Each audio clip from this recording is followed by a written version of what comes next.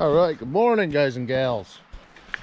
So as you can see, we got another lovely day in the woods here. Temps supposed to get up to, I think, low 50, something like that again. Might be high 40s. Beautiful right now, but you can feel that the air is hot and the ground is cold. You've got that kind of conflicting feeling. So on today, the ground's still good. Okay, the ground's hard in some areas. So I'm gonna try to work on the hill, get some of that wood down, bucked up. Gramps gonna be down a little bit later. So I'm gonna basically put the tops in one spot and let him kind of play with the tops. But I want to get the logs down and out. So that's where we're at.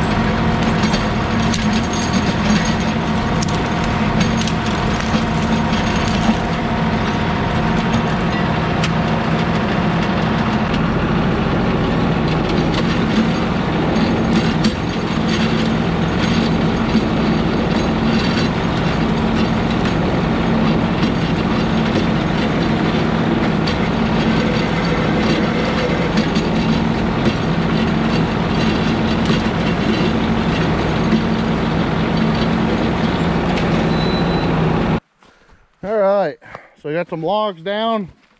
I gotta get these tops off, throw them in a pile. Grandpa will put them the way he wants.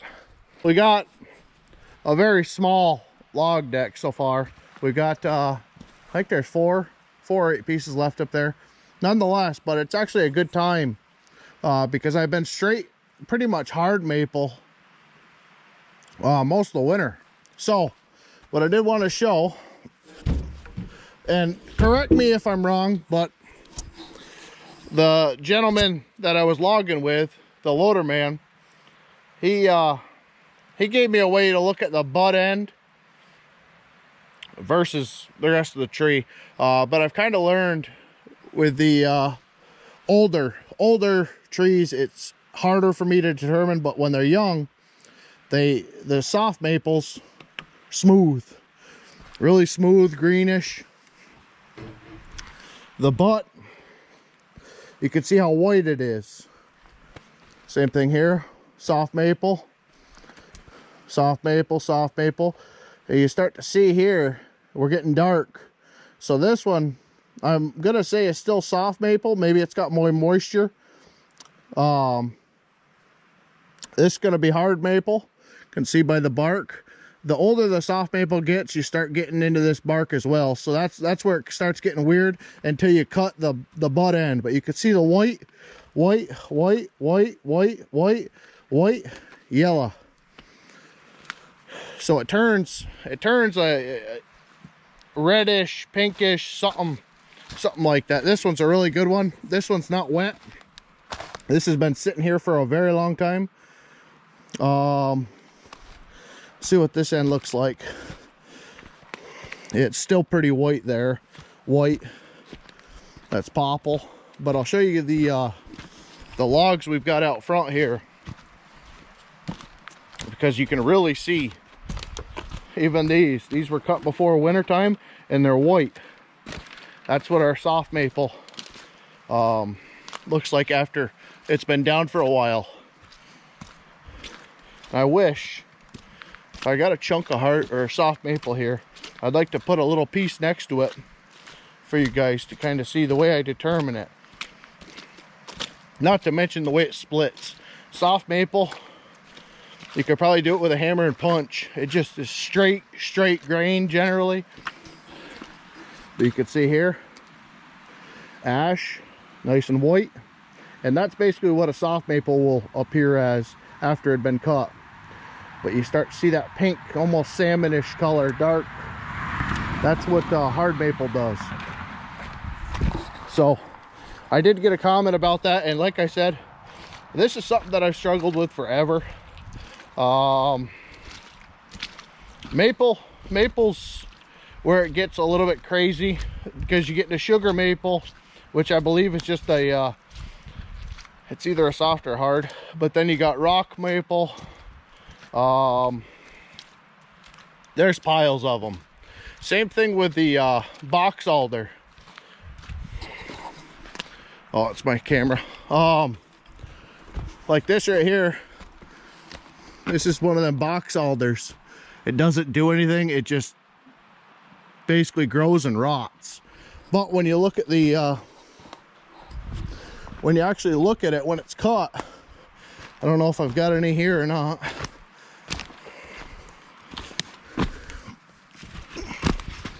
It's hard. When it's cut, it looks about as red and pink as cherry does. Black cherry. I've burnt a lot of it though. I don't even know. Maybe if there's a stump right here. There's box alder. And you can kind of see versus cherry, which I've got cherry over here.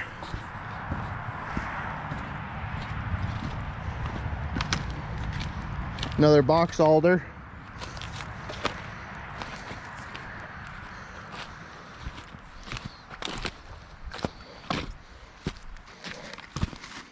See that cherry? It looks very, very similar when it's wet, fresh cut. It kind of pales out as it dries. But box alder seems like it goes to the yellow side. It gets away from the pinkish red to the yellow. So I don't know. Like I said, splitting wood has probably been the best way for me to learn the species. You get into soft maple, it's night and day, you know. It splits so easy. Hard maple can twist and everything else, and the grain's just, it's a lot more coarse. Where this is, I don't know.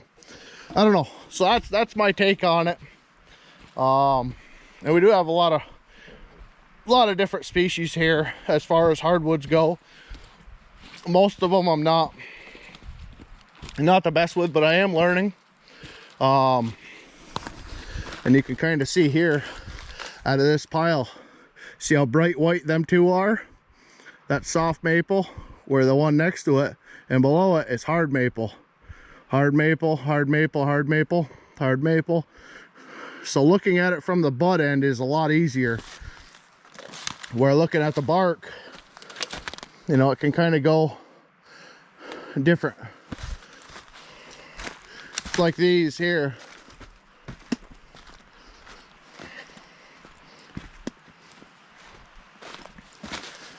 You know, at first glance, I would say these are soft maple. They're smooth, okay? But then they get bigger and it starts outgrowing its bark, basically. So without getting into this, I have a very hard time. You know, my grandfather does the same thing with, his vision's not the best, but ash and popple. Because when you look at the top of popple, you know, it's got that white birch, kind of soft mapley look. But when you're just looking at it from a ways, you know, it might be ash, it might be popple. You know, it has that greenish hue to it, has all that. But then you look at the top, okay, yeah, that is ash. I guess these old rotten popples aren't a very good, for instance, but at a distance, the popple kind of has that coloration and serration design. Like this is another bad example because it is dead and they do darken up, but you can kind of see the bark on this guy. There's a better example over there. That one's dark too, but compared to an ash, it can look kind of similar. It all depends on the stage of growth. But that's my little bit of know-how about it. It might be completely wrong, but that's what I was taught. So we will get back to this. I gotta pull a couple more trees off the hill, and I don't want to bore you guys to death with it, but at the same time I kind of want to keep you guys in the process of what's going on, because like I said, this is my full-time job. The day I started this YouTube channel is about the day that I started working for myself. I think there was a week difference. So I think that's gonna be it. The clouds have started to form. The rain is coming and we're gonna have 2 days of it. So between tonight and tomorrow, looks like we might be in the Shaw shop. I don't know. But we do have a petulant child in the whatever you want to call it, analytics now. It's on a massive disliking spree, and either way I blocked every account the individual has now. I worked with him far longer than I ever worked with anybody, but the Lord put it in my heart to try to give this person some love, some compassion, and you know, put a little bit of more time into them. But it added up, and now the individual is adding new accounts, which I appreciate, because every single one of them new accounts subscribe to the channel, and every time they watch, because they have to actually click on the video and watch it, or turn it on for a second, hit the dislike button and leave, every single one of them is positive for the channel. The worst thing you can possibly do for a channel is not watch, not interact, subscribe and leave. And we have plenty of them. But this individual thinks that it's the best thing they can do is come on, dislike the content and leave. So thank you for doing it. You started doing it on all 3 accounts, which is awesome. Nonetheless, I'm not drawing on that. Thank you guys. God bless y'all. Remember to poke them buttons for me, and we will see you next time.